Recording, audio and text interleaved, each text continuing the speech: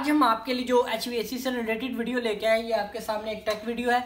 इसमें हम बात करेंगे oil field radiator type heater जो होते हैं। दोस्तों आपको पता है कि सर्दी का मौसम काफ़ी सर्दी ज़्यादा हो गई है, तो इस मौसम में हम रूम्स को गर्म करने के लिए हीटर्स का इस्तेमाल करते हैं। आपके जहन में होना चाहिए कि heat always transfer to high temperature to low temperature. हरारत हमेशा ज़्यादा हरारत वाली जगह से कम हरारत वाली जगह की तरफ मुंतकिल होती है। इसी साइंस के तहत हम गैस वाले हीटर्स और इलेक्ट्रिक हीटर्स का इस्तेमाल करते हैं। अब इसमें एक technology oil field radiator type heaters भी हैं। इसमें ऑयल जैसे इसमें इसके नाम से ही पता चलता है कि ऑयल फील्ड, इसके अंदर एक ऑयल होता है जिसका बॉइलिंग पॉइंट हाई होता है। उसके अलावा वो हमें चेंज नहीं करना पड़ता और एक हीटिंग का एलिमेंट होता है। उसके अलावा थर्मोस्टेट होगी, इसकी एलिमेंट के 2 स्पीड्स होंगी। उसमें इट्स मीन कि एलिमेंट पावर अगर हम हाई पे चलाएंगे तो दोनों ऑन होंगी, अगर हम लो पे चलाएंगे तो एक ऑन होगी। उसके अलावा दोस्तों इसके अंदर एक फ़ैन होता है, FTP फैन होगा, जो हमारी एयर की सर्कुलेशन, अगर हमें ज़्यादा हीटिंग की रिक्वायरमेंट है तो ये फ़ैन हम ऑन कर सकते हैं। अब हम इसको क्यों प्रेफर करते हैं दूसरे हीटर्स के ऊपर? मैंने बेस्ट हीटर जैसे थंबनेल के ऊपर लिखा, क्यों कहता हूँ मैं? इसलिए कि भाई इसके एडवांटेजेस बहुत ज़्यादा है। अगर आप रूम में दूसरे हीटर चलाते हैं, गैस वाला हीटर या फिर इलेक्ट्रिक हीटर, तो वो आपके रूम में ऑक्सीजन को कम कर देते हैं, वो ऑक्सीजन को यूज़ करते हैं। लेकिन इस हीटर में आपकी रूम की ऑक्सीजन को कोई प्रॉब्लम नहीं होने वाली। उसके अलावा दोस्तों इसका दूसरा बड़ा बेनिफिट है, अगर आप इलेक्ट्रिक हीटर चलाते हैं तो वो आग लगने का खतरा होता है रूम के अंदर, तो इस चीज़ से वो खतरा भी नहीं होगा। उसके अलावा अगर आप इस रूम को आपके घर में छोटे बच्चे हैं तो ये अगर आप रूम के अंदर लगा देंगे तो बच्चों को कोई खतरा नहीं होगा। अगर ये चलता भी होगा, इसको हाथ लग जाए, इसको कोई चीज़, आपके बच्चे सेफ रहेंगे, कोई जलना वगैरह नहीं होगा या इलेक्ट्रिक शॉक वगैरह की भी कोई प्रॉब्लम नहीं होगी। उसके अलावा सबसे पहले दोस्तों ये आप देख रहे हैं डिलोंगी इसका ब्रांड है, ये इसकी थर्मोस्टेट है। उसके अलावा इसके 3 स्पीड, इसमें इनके हीटिंग की 3 स्पीड है। अगर हम इस बटन को दबाएंगे तो ये मिड पे चलेगा, इसको चलाएंगे तो ये मिनिमम पे चलेगा। और अगर हम दोनों को इकट्ठा, जैसे मैंने अब प्रेस किया हुआ है, अगर हम दोनों को प्रेस कर देंगे तो ये 3 यानी कि मैक्सिमम स्पीड पे चलेगा। उसके अलावा इसकी थर्मोस्टेट की सेटिंग है, आप जिस सेटिंग के आप रूम की सेटिंग रख देंगे उस सेटिंग पे आके ये आपका जो बंद करवा देगा। अब इसके अंदर सबसे पहले तो मैं बात कर लेता हूँ हीटिंग कैसे होती है। ये आप देख रहे हैं इस जगह में इसके एलिमेंट होता है, हीटिंग का एलिमेंट, इलेक्ट्रिक एलिमेंट होता है, और इन जगह पे आपका ऑयल होता है जो आपका गर्म हो जाता है। अब दूसरे हीटर से ये किस तरह डिफरेंट है कि भाई सबसे पहले तो इसकी जो स्पेसिफिकेशन है वो ये है कि भाई ये ऑक्सीजन के लिए जैसे आपके दूसरे हीटर्स होते हैं वो आपके रूम की ऑक्सीजन को ख़त्म कर देते हैं, यानी कि रूम में एक सफोकेशन हो जाती है जब आप गैस वाले हीटर इस्तेमाल करते हैं या फिर आप इलेक्ट्रिक हीटर करते हैं इस्तेमाल। लेकिन इस हीटर को अगर आप इस्तेमाल करते हैं तो ऐसी कोई चीज़ नहीं होगी, क्योंकि ये आपकी जस्ट इन प्लेट, ये आपके सामने ये आप देखें, इनको फिन्स कह लें, इनको कॉलम कह लें, इनको प्लेट्स कह लें, ये हॉट होती हैं और आपको पता है कि heat always transfer to high temperature to low temperature. तो जैसे ये आपके रूम में पड़ा होगा तो आपकी हीट ट्रांसफ़र होना शुरू हो जाएगी आपके रूम के अंदर। उसके अलावा अगर आपको ज़्यादा तेज़ी से हीटिंग चाहिए तो फिर आप इसका ये जो फ़ैन का बटन है, आप इसका फ़ैन ऑन कर सकते हैं। तो आपको इसके इस साइड से ये इसकी सेक्शन है और ये इसकी डिस्चार्ज है, यहाँ से आपको गर्म हॉट एयर भी मिलेगी। ये भी आपको चला के भी दिखाएंगे। उसके अलावा इसके नीचे आप देख रहे हैं ये व्हील है, आसानी से आप एक जगह से दूसरी जगह आप इनको मूव कर सकते हैं।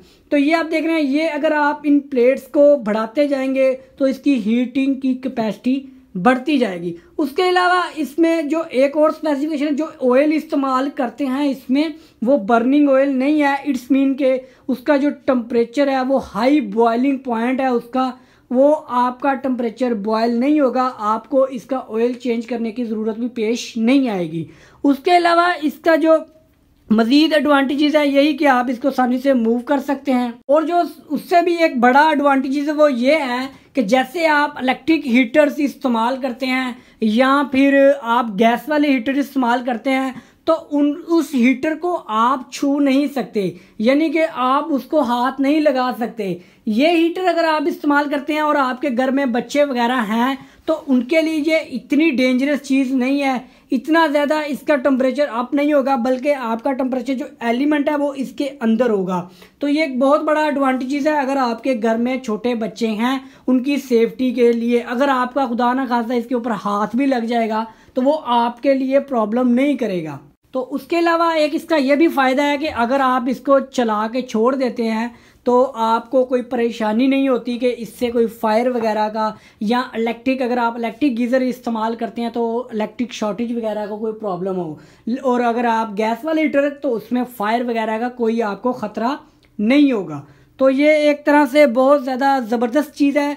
मेरी प्रेफरेंस यही है कि अगर आपके पास पैसे भी हैं तो ये आप ख़रीदें दूसरे हीटर के बजाय, क्योंकि अगर आपको वैसे भी कोई प्रॉब्लम है सांस वगैरह की तो उसके लिए तो ये बहुत ज़बरदस्त एक चीज़ है, क्योंकि इसके अंदर ऑक्सीजन का प्रॉब्लम नहीं होता, आप इसको रूम में लगा के रख लेते हैं।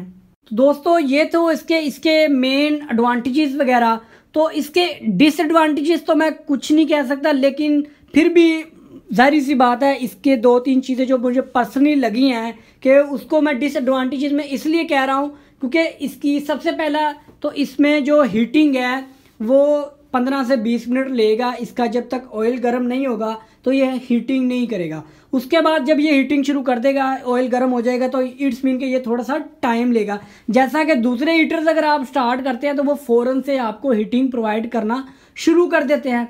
उसके अलावा दोस्तों ये एक डिसएडवांटेज इसका ये भी है कि इसका वेट है जो वो आपके इलेक्ट्रिक हीटर से ज़्यादा होता है और आपके गैस वाले हीटर से भी ज़्यादा होता है। इसका वेट है वो तकरीबन, इसकी प्लेट्स अगर बढ़ाते जाएंगे तो इसकी हीटिंग तो बढ़ेगी, लेकिन उसके साथ साथ इसका वेट भी बढ़ेगा।